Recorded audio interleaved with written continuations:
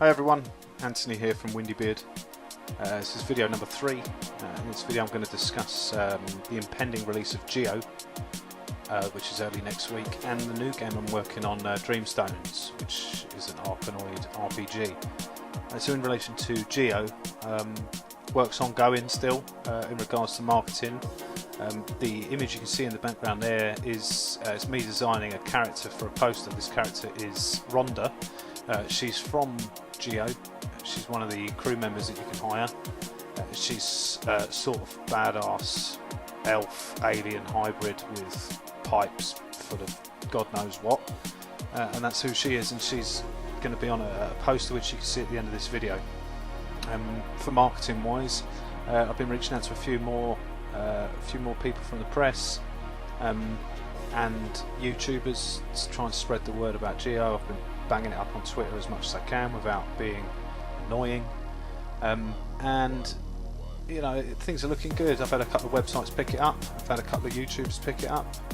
Dad's Gaming Addiction YouTube channel, check it out. He's done a 6 video series on Geo. There may be more videos, so I recommend you check out his channel. Great videos, good fun to watch. He plays the game well, plays it thoroughly, and it's good to check it out if you want to see some gameplay. So Geo's release is on Tuesday. It's now Thursday evening, so it's very close. It's an exciting time. A little bit nervous, but I'm confident you guys will like it. It's a good fun game, so make sure to check it out on Tuesday when it's released on Steam. It will have a 10% launch discount, so it'd be good to snap it up there and then. So make sure you check that out.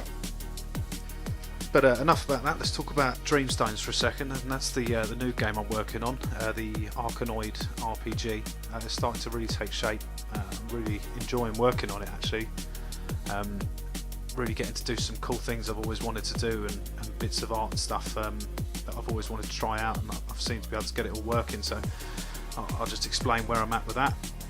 I'm not going to show any footage of it in this video. There's a couple of screenshots on my website and stuff, but no footage just yet. It's still looking a bit ropey. There's a lot of work to be done before I'll put out some videos, but very soon. But one thing I do want to quickly talk about is as I'm making games full time now, I've been able to sort of sit back and consider my time a bit better than I used to. So when I was doing this in my spare time, there'd be certain jobs I wanted to do that I wouldn't bother attempting because of the time constraints of working in your spare time. And this was one of the things I was really looking forward to about making games full time. So I spent a couple of days ago, I spent probably 6-7 hours just drawing and designing like a dust cloud animation. It's a 20 frame animation so when you hit a block in Dreamstones and the block shatters, when it shatters it's made up of 3 different effects. So the first effect is this cloud effect. So if you picture it like a ball of dust hits the ground and just expands outwards before it disintegrates. So I spent the best part of a day drawing that 20 frame animation. It's something I never would have attempted before, because that probably would have taken me a week, if not longer, working in my spare time. And because I've got the time now, I've been able to put the time into that animation, and it really does, in my opinion, it looks good, and it really sets off quite nicely.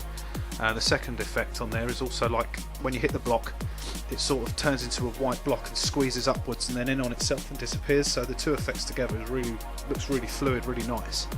And there's going to be a particle effect as well, which is specific to the tile, which is not in the game yet, but it's the programming's there.